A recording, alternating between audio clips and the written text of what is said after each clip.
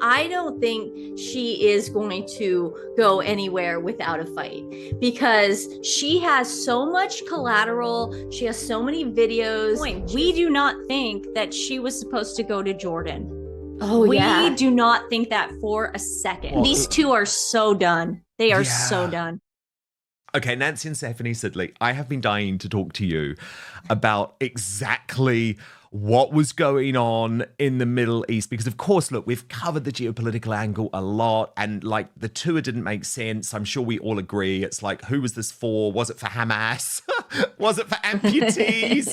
Amputees like your father, Meghan? You know, what was this about? Like, who the hell knows? And actually, who really cares? Because, of course, what this tour actually showed us was that this marriage is dying in front of our eyes in the same way that we used to see Prince Charles and Princess Diana's marriage die in front of our eyes on very awkward royal tours.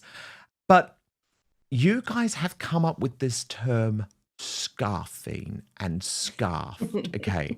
Now, I've been thinking a lot about this. And is it connected to the Prince William thing? Is that where it's come from? Yes. Yes. Okay, I finally worked it out.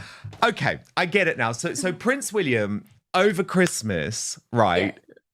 When he was trying to ignore Eugenie, and Beatrice was like, it was Meghan. No, he's trying to ignore Meghan. oh, and he played with his scarf that famous time. Okay, but then he did it again, didn't he? This Christmas when he was trying to. Did he? Did he? I think he did. Maybe I'm wrong on that. Okay. It was when Meghan was pregnant, and she was it was the last Christmas she was at Sandringham, and they were coming out of church, Yes. and she turned to Prince William and he just scarfed her. Yeah, he scarfed her. He just hated her by that point. Okay, great. I worked it out because, guys, you're going to think this is so funny and I am so stupid, but I was like, oh, scarfing. I could work out what you meant, like she's rejected him.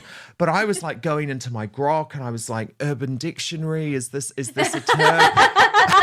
But I'm like, no, it was created by the Sidleys. This is even better. So this is our own little term. We're going to make this a thing, okay? Yes. But you came up with the most brilliant receipts, and I used your reporting during the Outspoken episodes on this last week. But I just want to go into it with you now because you were so right. So Nancy, you posted that Steph might be on to something. Harry basically scarfed Meghan the entire time.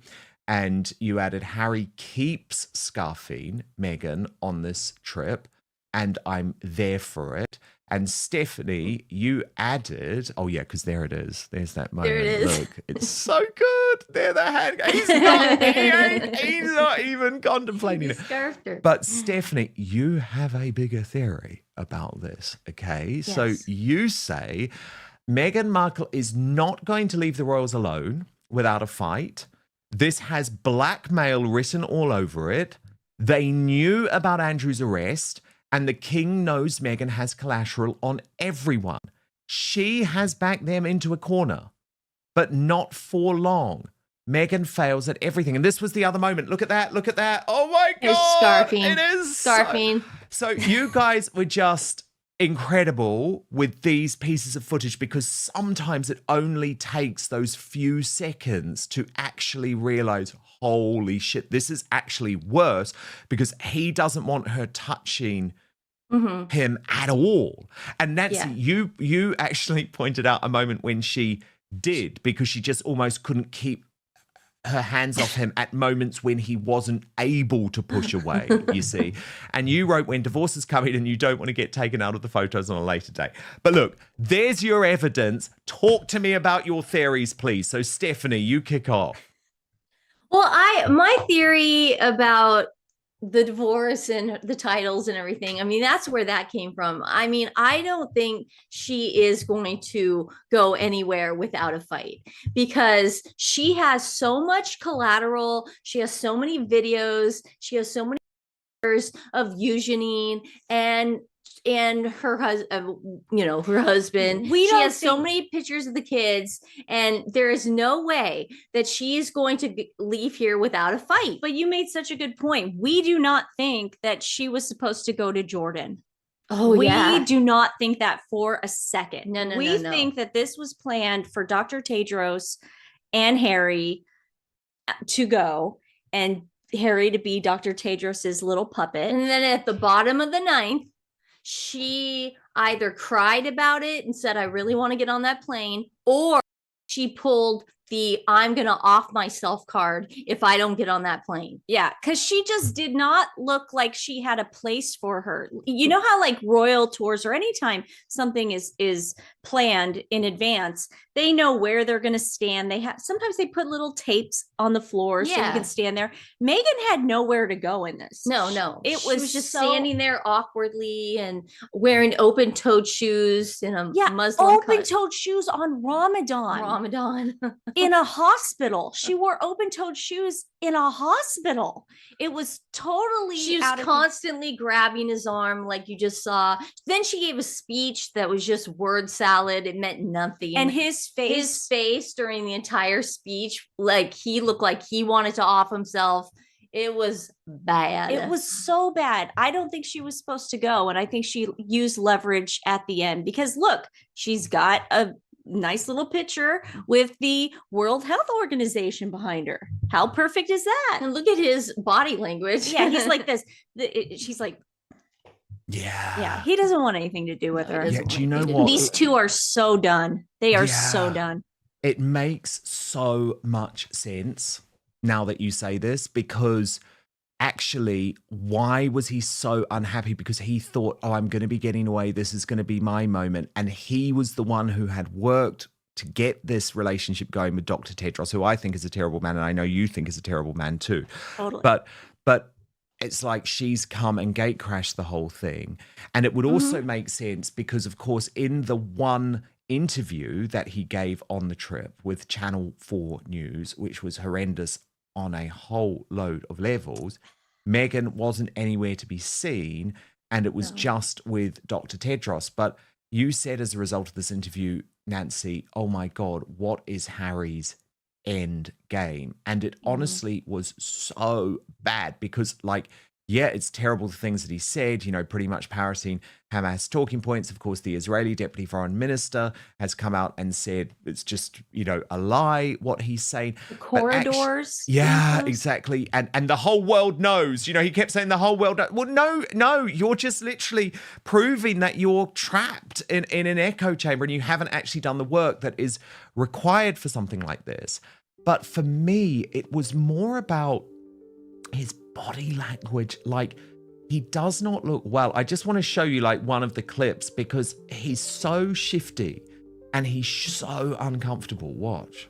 Dan is joined by the Twin Talks duo Nancy Sidley and Stephanie Sidley to discuss the growing speculation surrounding the relationship between Prince Harry and Meghan Markle. With the couple frequently making headlines and their projects continuing to attract intense public attention, many royal watchers are debating whether the pressure of global scrutiny and business challenges is beginning to take a toll. Nancy and Stephanie share their perspective on the latest developments, the signs that commentators say are raising questions about the Sussex brand, and why the conversation around Harry and Meghan's future continues to grow louder. So are the Duke and Duchess of Sussex simply navigating another wave of media speculation? Or is there more to the story behind the headlines? Like the video for more royal updates. Subscribe for the latest royal family news and commentary comment below. Do you think the pressure on Harry and Meghan is growing? I understand you don't wish to talk about your family, your uncle, things back in London. You're here because you don't want to distract from the work that you're doing on the WHO and on Gaza. So firstly, why are you here in Jordan? Why is it so important to you? I think having spoken to Dr. Tedros for many months now, well, years, but specifically months in the lead up to this trip, it was really important for us to highlight the incredible work that Jordan does for this region. I think the work's been going on for decades, but more so recently as being a humanitarian hub for the Middle East, and especially everything that's going on in Gaza and also Syria as well. So I think the world should be incredibly grateful for what Jordan is doing and the moral leadership that it's showing for the world right now. shaking and swaying and just a really troubled guy. He's a wreck. He's a wreck. The thing he said about the corridors was so unbelievably false and just shows how he knows nothing about geopolitics.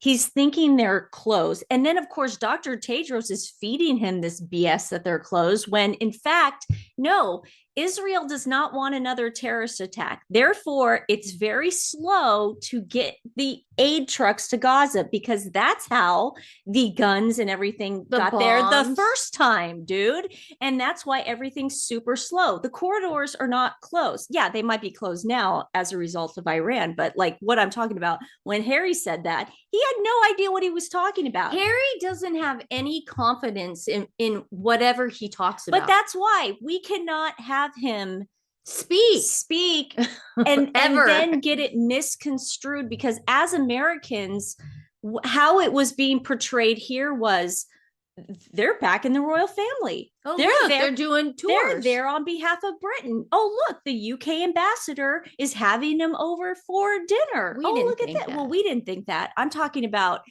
Meghan knew optics wise that all she had to do was show up, take a few pictures, and it looks like they're now doing humanitarian work for Gaza after the ceasefire. And notice how they had nothing to say pre-ceasefire. And how disgusting was it for Meghan to go to a hospital and check up on a person who had an amputee while her father just lost his leg? Yeah, she's great. I mean, she could have. I mean, this young woman as a photo op as well. It was so gross.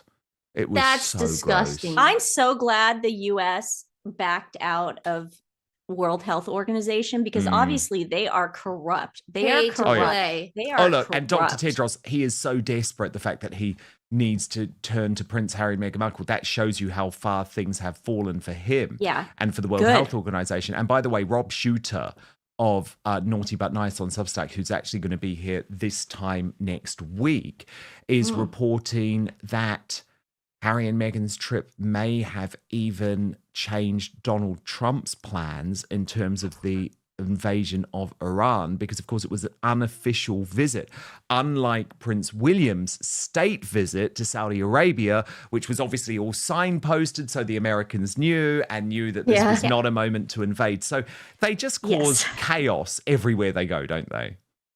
Oh, it's pure chaos, and it's for no reason. Yeah, it's a waste of a trip. It's a waste for the taxpayers. I felt bad for King Abdullah. I felt bad for the Crown Prince, and I felt bad for Jordan as a whole, because Dr. Tedros came in there. He brings in these two losers, and he just takes advantage of the situation. I even feel bad for Gaza at this point because it turned me off on giving them I'm just like, fine, you guys want to hang out with World Health and the World Central Kitchen. What is that? Jose Andres. Yeah. I'm so sick of him too. Like, I'm over that. I mean, just the people they hang out with. Anything they touches just turns to crap. Yeah. Like, I just don't want to hang out with these people. I mean, and when I say hang out, I mean, give my money to them. I just don't. They're undesirables now. The other big story of the week is, of course, in relation to the princesses Beatrice and Eugenie. And there is a divide in our community, isn't there, about should we feel sorry for these two or not? And Nancy, you put your neck on the line and said, I don't feel bad